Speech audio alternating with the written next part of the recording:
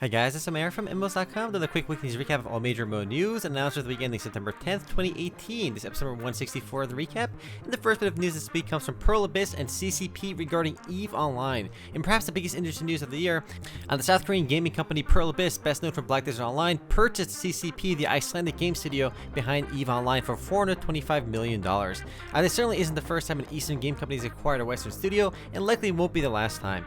In the official announcement and in CCP blog post, CCP will remain a wholly owned independent studio within Pearl Abyss and will keep chugging along as they always have. Obviously not everyone is buying into that though, as people are worried that some pay-to-win elements will sneak into EVE Online, but I don't think that's actually going to happen. I expect EVE Online will continue development as is, but Pearl Abyss later on will work with CCP to make a mobile game in the future that'll obviously be more pay-to-win, but again, that's just my speculation. I do think the PC version will stay largely the same though. Next up, in somewhat related news, Black Desert Online Mobile is making boatloads of money. In Pearl Abyss's last earnings report, the company broke down how much money they make from the PC version of Black Desert Online and how much they make from the mobile version. And the mobile one makes almost 3 times as much money as the PC version, despite only being available in South Korea, whereas the PC version is available worldwide. So for the last 3 months, BDO on the PC made $26.3 million in revenue, while the mobile version made a whopping $73.5 million. There's hope for the PC version though, as the remastered version should boost numbers a bit. The mobile version should be making its way in North America sometime in Q1 2019, so we'll be able to try it out then. What's crazy is that despite all the justifiable outcry about the PC version of BDO being too pay to win, the mobile version is much more pay to win and always has been pay to win. But I guess mobile users are much less discerning or simply don't care. I do find it absolutely nuts just how much more money the mobile game makes, but we'll see if it does well in America or not in the near future. Up next, in some more uplifting news, Liu Technologies, the Chinese holding company that owns the company that makes Warframe, announced this week that they reached a deal with Middle-earth Enterprises, the owner of the Lord of the Rings intellectual property, to make a brand new AAA Lord of the Rings MMORPG for the PC and perhaps consoles. The new game will be published under a new publishing brand called Athlon Games and will likely be free to play. So this is the first time in a while that we've gotten a big announcement for a new big budget PC MMORPG, and it's pretty exciting, especially since they're working with a big franchise like the Lord of the Rings. No word how this will affect Lord of the Rings Online today, but even if it does hurt their numbers in the future, it won't do so for a while, because literally all we have right now is the agreement to develop this new game. There's really nothing to show for it just yet, and we likely won't be seeing any kind of gameplay for at least a year or two. But still, it is exciting to get a new MMORPG in the works, especially one with a big franchise behind it. Next up, also in Lord of the Rings news, we have a new Lord of the Rings card game which just launched on Steam called Lord of the Rings Living Card Game, which is available for $7.99 for the cheapest Founders Pack, and it's not exactly off to a stellar start just yet, as it's only averaging about 140 users online at once, and that's probably because they're charging money for access when games like Hearthstone, Shadowverse, Gwent, and basically every other card game is free to play on PC and even on mobile. So we'll see how this one does. I am not optimistic about the price point though. And speaking of card games that are buy to play, a new interview about Artifact happened this week on GamesIndustry.biz, which revealed some interesting news about the game. But first, Artifact is a buy to play Dota themed card game which is set to launch on November 28th with a retail price of $20. In the interview, Valve revealed that Artifact will basically have no free to play elements whatsoever. So your $20 upfront purchase includes 2 starter decks and 10 random packs, but all new cards must be purchased directly from Valve themselves or through other players through the Steam marketplace. There won't be any free ways to get cards in the game, so it'll be a lot like real life trading card games where you had to buy booster packs from the store. There's just no other way to get cards for free the way you can in Shadowverse and Hearthstone and whatnot. While I'm excited to play a new Valve game, I think they'll have a tough time convincing people to play Artifact over Hearthstone, where you can get tons of free cards in basically every other game, whereas nothing in Artifact will be free. On the other hand, Artifact looks like to be a much more complex game, so perhaps it'll differentiate itself in that way. I'm not optimistic of the business model though, but who knows, maybe the Valve name can carry it.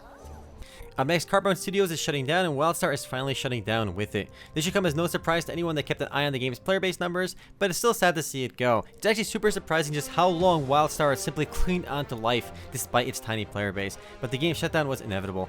Even the game's free-to-play transition in 2015 wasn't enough to stem the bleeding. We don't know exactly when the game will be shutting down, though as is, the game is currently still up on Steam and is playable, but I suspect it'll be shutting down in the next month or two. The studio basically already fired the 50 employees that were working on Carbine Studio, so there's only a little bit of time left for the game. Rest in pepperoni, WildStar. Next up, Wizard 101, the long-running Harry Potter-inspired Wizard School MMORPG, launched on Steam this last week. It's not exactly a new game, it's been running since 2008, but it's playable on Steam for the first time now, and it's averaging 350 or so users online at once on Steam alone. Despite the game's cartoony visuals and obvious aim towards kids, the game is surprisingly in-depth. It's a card game, a card battler. Unfortunately, despite being free to play, you do need to spend money to unlock everything in the game. If you have a younger brother or cousin, Wizard 101 is a great introductory MMO to get them addicted to the genre, so it's a gateway drug to other MMOs. Up next, another bit of industry news. We had a lot of industry news this week. Anyways, Daybreak Games announced this week they received an investment from Networks to develop mobile H1Z1 and EverQuest. Even if you aren't a fan of mobile games, this is still good news for Daybreak because it gives them a lot more resources to continue developing their PC games. Plus, any money they make from mobile games will definitely allow them to continue existing and doing well. No word on when these mobile games will be coming out, but I do suspect we'll hear something about them in 2019. Plus, despite how big of a franchise EverQuest is, I think it'll do really well on mobile. H1Z1 Mobile, we'll have to wait and see. We're along a small bit of news for ArcheAge. The game has some server merges coming in October 17th and 18th, with 14 servers merging down to 6. Interestingly though, the server mergers aren't being called mergers, and instead are called server evolutions, which is pretty funny since server mergers usually have a negative connotation. Still, these moves are necessary to make existing servers feel more full. Every MMORPG has to go through these every once in a while. It's no big deal. ArcheAge isn't necessarily dying, but it's better to have fewer full servers and many empty servers. Next, Aion 6.0 is launching for the EU version of the game through GameForge on September 19th. Unfortunately, no word on when the NA version will get 6.0, but I suspect we'll be getting it by the end of the year. 6.0 adds a bunch of new features to the game, including a new skill transformation system, faster paced leveling between 1 and 75, new dungeons, and much more. While it's disappointing that the NA region feels super neglected, we'll still be getting 6.0 probably by the end of the year, but even that is not confirmed just yet. Next up, a bit of news for Star Wars The Old Republic. BioWare revealed their fall 2018 developer roadmap for the game, showing what updates they have planned for the rest of the year. With patch 5.93, Fame and Fortune set to launch mid to late September, and a bigger Jedi Under Siege update, which is update 5.10, which will be launching sometime by the end of the year, which will include new story missions between the Jedi and the Sith, and a bunch of other goodies. It's the big end of the year update for the game. BioWare also teased that they'll have some big reveals sometime next year, so expect probably an expansion for the game. Next and last new news this week comes from Oldschool RuneScape Mobile. The game is officially launching on Android and iOS on October 30th for both members and non-members. Previously, the game was only available for members on mobile or for those in select soft launch countries, but will finally be available to everyone on October 30th. I'm rooting for the game's mobile version to do well because if it does, we'll get more real mobile MMORPGs rather than the pay-to-win autoplay nonsense we've seen in the past. Keep in mind, Oldschool RuneScape on mobile will be cross-platform compatible with the PC version and will basically be the same exact game, same server, same gameplay. Regular old RuneScape will be coming to mobile sometime in early 2019 as well. Anyway, guys, that's it for MMO News this week. I'll see you guys tomorrow for the podcast. Later, guys.